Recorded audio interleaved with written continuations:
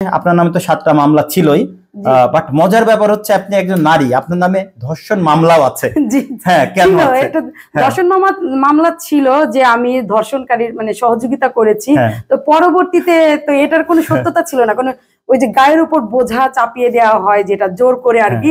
হাসিনা সরকার সবই পেরেছিলেন, ওনার লোকজন দিয়ে এমন কোনো অকাম কুকাম করার নাই যে যেটা জনগণের পক্ষে উনি কোনো কাজই করার নাই। এই বাংলাদেশটাকে তলাবিহীন একটা ঝুড়ি বানিয়ে রেখে গেছে এই শেখ হাসিনা সরকার। এই যে আমরা কিছুতে টক শোতে দেখি যে ইউনূস সরকারকে দায়ী করা হচ্ছে যে তিনি দেশ চালাতে পারছেন না। আসলে একটা তলাবিহীন ঝুড়ি থেকে দেশটাকে আবার নতুন করে সাজানো গোছানো, সেটা সিনেমাতে সম্ভব যে দ্রুত দেশ গোছানো, বাস্তবে কিন্তু বিএনপির নেত্রী বা কর্মী হিসেবে কি আপনি পরিচয় দিতে চান কিনা? পরিচয় এটা তো জানার কথা। আমি একজন অনলাইন অ্যাক্টিভিস্ট, মূলত অনলাইনে লেখার কারণে। কর্মী বলবো নেত্রী বলবো? আমি বিএনপির একজন খুব ক্ষুদ্রতম একজন কর্মী হিসেবে। আচ্ছা, এই প্রশ্নটা কেন করেছি যে আমরা যদি এভাবে বলি যে বিএনপির কর্মী স্মৃতির নামে ধর্ষণ মামলা, ব্যাপারটা কিন্তু খুব আকর্ষণীয়, কিন্তু ব্যাপারটা খুব নিন্দনীয়।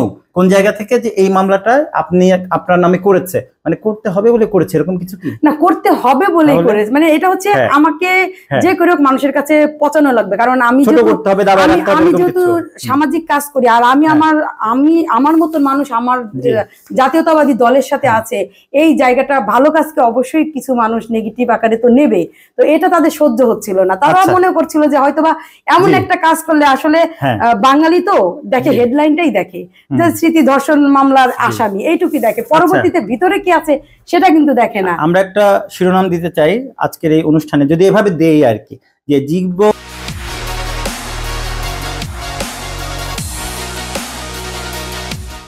যেখানে থেমে যেতে পারতো রক্তকন্যার লড়াই। তো আপনি যে লড়াই করেছেন, এই লড়াই কি আসলে থেমে যাওয়ার কোনো সুযোগ ছিল? থেমে যাওয়ার অবশ্যই সুযোগ ছিল, আমার জন্য না। আমি নিজের জন্য কখনো বাঁচছি না, আমি আমার দেশের জন্য, দেশের মানুষের জন্য বাঁচি। আমি এটা এখনো মনে প্রাণে বিশ্বাস করি। আমি লাস্ট যখন বৈষম্য বিরোধী ছাত্র আন্দোলনে রাজবাড়িতে কিন্তু আমি 1 নম্বর আসামি, আমি কিন্তু লিড দিয়ে, বাচ্চাদের লিড দিয়ে কিন্তু বৈষম্য বিরোধী ছাত্র আন্দোলন করাই, এবং কবে বেরোবো তার কিন্তু নিশ্চয়তা ছিল না। তো আমার জন্য আমি যেখানে প্রতিদিন 10 থেকে 15 ব্যাগ ব্লাড ম্যানেজ করে দিচ্ছি অসহায় মনুষ্য রোগীর জন্য, মানুষ এখনো দেই, এই যে আস্তে আস্তেও আপনার টক সাথে আস্তে আস্তে আমি 2টা রক্তের রিকোয়েস্ট পেয়েছি জীবন বাঁচানোর জন্য। তা আমি মনে করি যে আমার কারণে যদি আপনার জীবনের হানি হয়, সেখানে আমার বেঁচে থাকা আর মরে যাওয়া সমান কথা।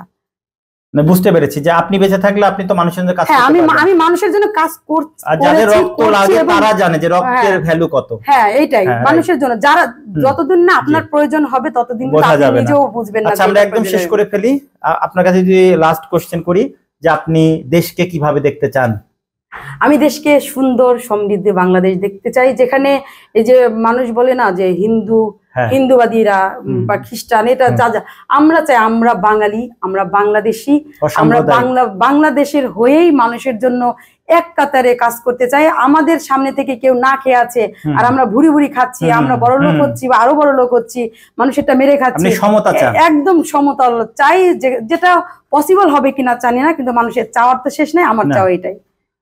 শুধু দর্শক, আজকের মতো তাজবীর সজীব শুনতে চাই অনুষ্ঠানটা শেষ করছি। কথা হচ্ছিল স্মৃতি আপুর সাথে। উনি যেটা বললেন, উনি রক্ত নিয়ে কাজ করেন, উনি অনেক বেশি কষ্টের মধ্যে দিয়ে গেছেন, সেই গল্পগুলো শুনলাম। এবং ওনার আশা যে আমরা যেন সমতা পাই, সবাই যেন থাকি দুধে ভাতে, সবাই যেন ভালো থাকি। আমি খাবো, আরেকজন খাবে না, কেউ খাবে কেউ খাবে না, তা হবে না, এটাই আমাদের মর্মকথা হোক। দর্শক ভালো থাকবেন।